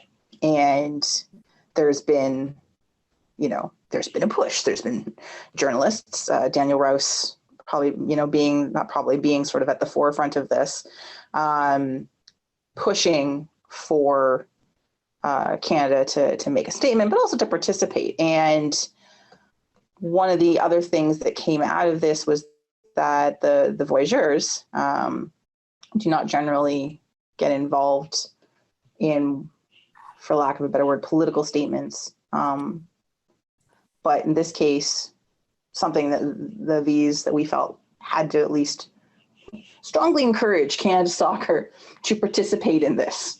And so there's been a call, there's been a push. Obviously, it got picked up all over the place, lots of news stories about it. And Canada Soccer released very, very buzzword, pretty word. What did I call it? I call it lots of pretty words, very little substance statement. And they again said, "Oh, we're doing all these great things. Look at what we're doing," but did not address the fund, did not address any support for it or anything like that. "Oh, we're doing our own things. We're totally like, supportive. We're educating our players and all these things." I don't know. It's one of those things where, for me personally, you hope that they come out a little stronger on this sort of thing and say, you know what, yes, these things have not been good. We don't want these people, we don't want these workers' families to continue to suffer. So yes, we support this fund, instead of being like, oh, we're just look at the things we're doing. And I'm sure some of the things that they think they're doing are great, and hopefully they are. But I don't know. The whole thing just kind of obviously not grind, just, yeah, see, I can't even do full sentences. You guys talk about this. I think what you're trying to say is wholly unsurprising. Yeah, I guess it is. Yeah, nothing really about this. Like, look, as soon as they announced that this was going to be here, and it was like, I mean, I already kind of had my back up with just how they got the damn thing, and then it just got worse. And the fact that like, I don't know how this could, I mean, the only way this could have went better is that they literally gave it to anybody else. And unfortunately that didn't happen.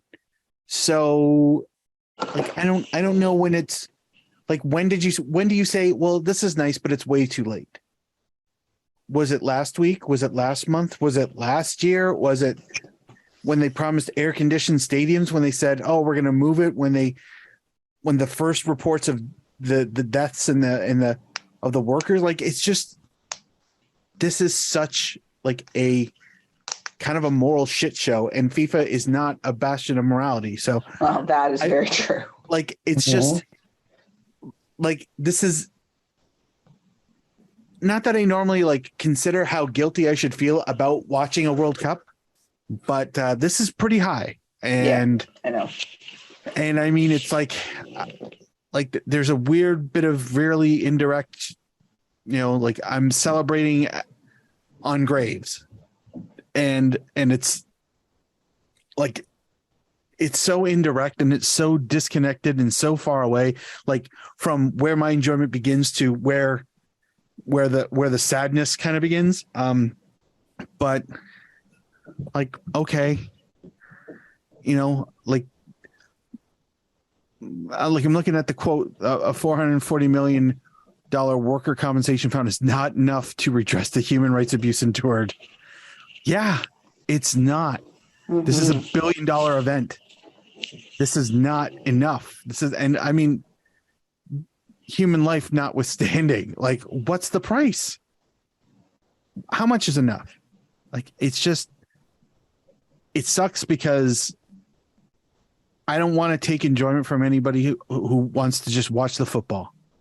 You watch sport for the distraction, and I get it. And trust me, like, I'm going to be that person when this thing finally gets going. But it's hard to ignore shit like this. And while it may diminish my joy, I realize if anybody who's listening is already trying to, like, they're either trying to ignore that this is a thing, fine, I get it. They're trying to suppress that this is a thing, I know, I get it. And I don't want to yuck your yum, so to speak, but it's like, I know that the yuck is there, and I will always recognize that the yuck is there. And it's just a matter of how much when this gets going. So this is nice, but it's not enough. And it's too late. Thanks. Mm-hmm. And I would agree with the vast majority of what Mark's saying there.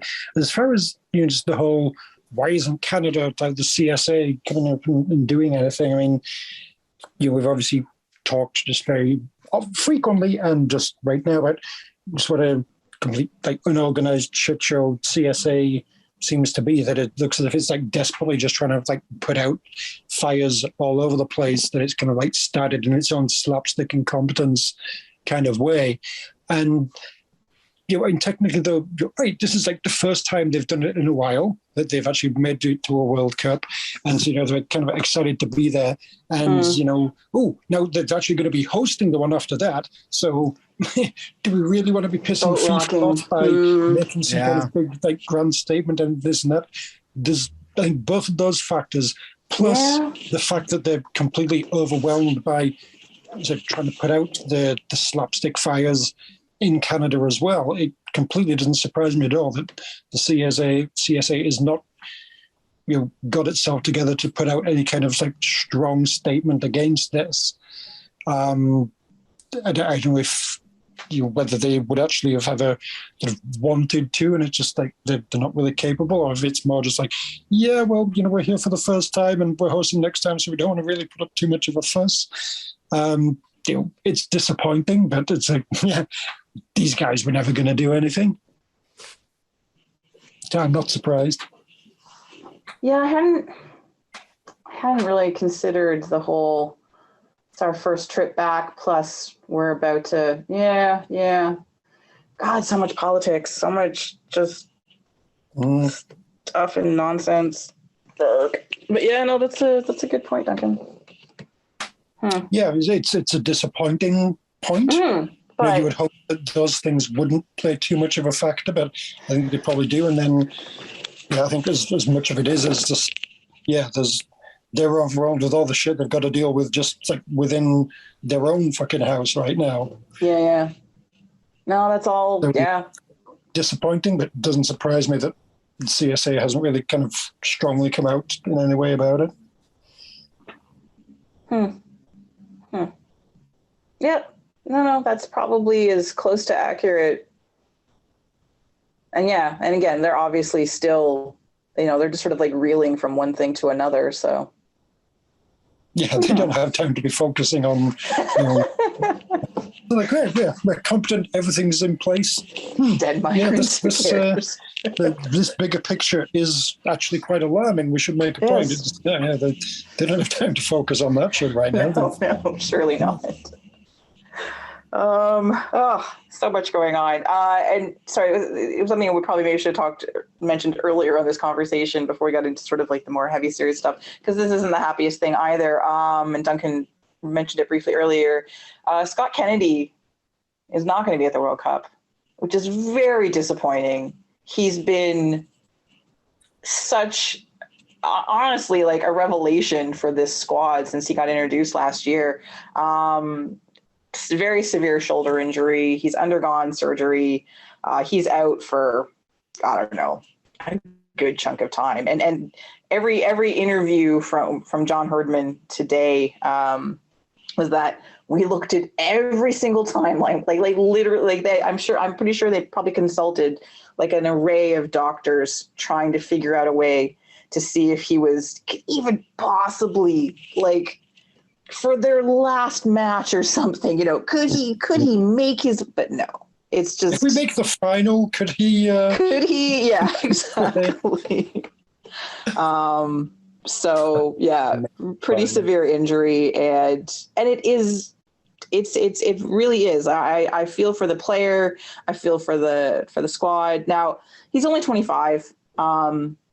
He should be still, if not just in the conversation, he should be sort of a veteran of that back line come 2026. But it is very much a disappointment. And he has been, like I said, he has been so much, and he's fun to watch, and he's such a good player. And it's one of those times when I remember when the first time he got named the squad, we're all like, who? Does anybody? Yeah. anyone know who this is? What? Like, and to have the confusion as to not knowing who the player is, but then to have the player show up so well. To the point that when he's not named to the squad, I'm kind of like, where the hell's Scott Kennedy? The fuck, man? Like, I get angry, you know? So this is very disappointing. And I really feel for him and hope that his recovery goes very smoothly. And that he's back and able to play, you know, as soon as he's able, for club and for country. Yes, it sucks really badly, like, for him personally, obviously, and for the team. I don't know if he was ever going to be like first choice defender. Maybe if they were going with like a 3 at the back defenseman, he'd have probably been one of those 3. Or otherwise, he'd have been depth that is very close to being like a starting if you're only going with 2 centre backs. So, he will actually sort of be missed from the squad as well. But yeah, sucks for him. It's not good. It's a shame. It's a shame that I can't imagine what that you know, that feeling like, well, I'm gonna miss this boat and it sucks. And every World Cup's got a bunch of them, and I don't want it to happen to our guys. And it's especially making a debut. Like, I'm not a debut, but like, none of these guys have been to a World Cup on the pitch as a player. A lot of qualification there in case you bought a ticket, but that's kind of where we're at. So hopefully he'll be around for the next one, but this one that's just tragic. So yeah, it's very sad. Before we, like, this is kind of the end of the show. We don't really have anything other pressing to talk about, but any other, just like anything else, like World Cup related, Canada soccer, like just anything that's sort of like, is there anything else like it's immediately on your mind? Like, I'll ask this, are you planning on going to any watch parties? Or are you just going to watch parties at home? I would definitely like to be going out. Yeah, would be nice here and there. I mean, for the odd big match, but due to, you know, with time zones and everything and life, most of the time probably will be trying just catching live matches will be a success.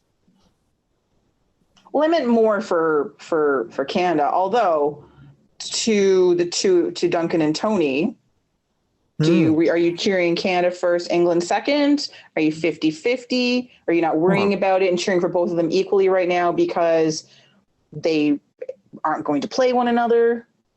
Yeah, I can cheer for both. It's easy.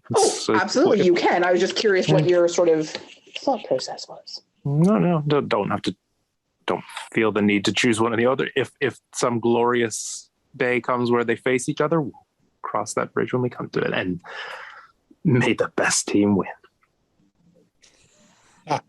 I'm definitely sort of more interested in Canada than in England, and that would be fantastic. I would, let's keep them both. I mean, would they have to get to the final? Is that the only way that they're going to play each other?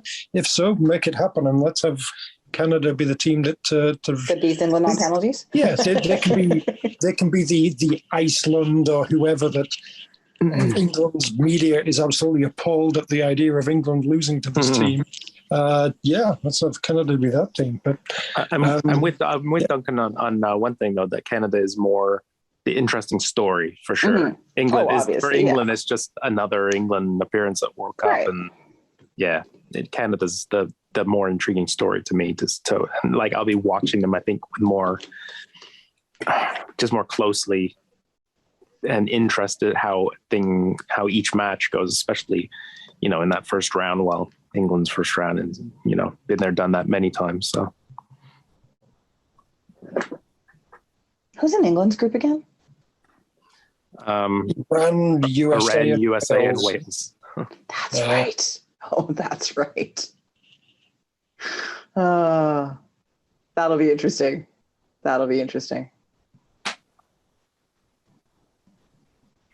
Okay, cool. All right. England versus all of its various countries it's colonized or fucked up over the years. I mean, that's probably pretty much every World Cup. But, I was going to say, doesn't that apply to most World Cups, Duncan? It probably does, yeah. There's a lot of historical grudges in play here. I'm still sad we never got that Canada, England, Australia, New Zealand group. Yeah, the Commonwealth group. Yeah, The Empire. Well, anyway, on that note, let's end the show. It's it's another long one. But you love us. You love us. No. That is our show for this week. Please join us next week where we look back at hopefully an exciting MLS Cup final. I'm sorry if I jinxed it. Preview both national teams' upcoming friendlies towards the middle and end of next week. And, probably some more World Cup news. If TFC does anything interesting like cut half the squad, we'll talk about that. But otherwise, we're mostly going to shift into World Cup mode, which I think everyone will enjoy. Been joined by the entire Vocal Minority Podcast panel, as per usual, to be found out there on the Twitters at Duncan D. Fletcher, Mr. Duncan Fletcher. No. Out in the Twitterverse at Malarkey FC, Mr. Tony Walsh. Uh-huh. On the tweets at KitNerdMark with a K, not a Q, Mr. Mark Hinkley. Thank you to everybody who continues to support our podcast via Patreon. We absolutely appreciate it. We got shirts. You can find them on our Zazzle shop. You can hit us up on the link on the website. Also, our episodes are on YouTube. You can search for at Vocal Minority CA. For some reason, YouTube did a thing where you can add handles or something. I don't understand. But if you do youtube.com/at Vocal Minority CA, just like our Twitter, you can find us if you'd like to consume these via YouTube. And I have put up the last episode. I'll put this one up there. And if you're hearing it on there, then this whole message is redundant. Back to you, Kristin. Thanks, Mark. No problem. As for me, you can find me on the internet. Yes, the entire internet at KZ Knowles. I've been your host, Kristin Knowles. And until next week, Canada, get used to it. Kristin has stopped talking. Finally. Oh. Can we get that on a t-shirt? Oh, man. We get sued for false advertising. Never mind that. I'm leaving this in so there's evidence. A random hand holding up a makeshift wooden sign. There's a little cardboard sign. Kristin has stopped talking. You guys are so mean. I do talk a lot. It's true. Well, sorry. It was easier when we recorded in person. I could gesture at somebody. Please, someone make me stop talking and fill some space.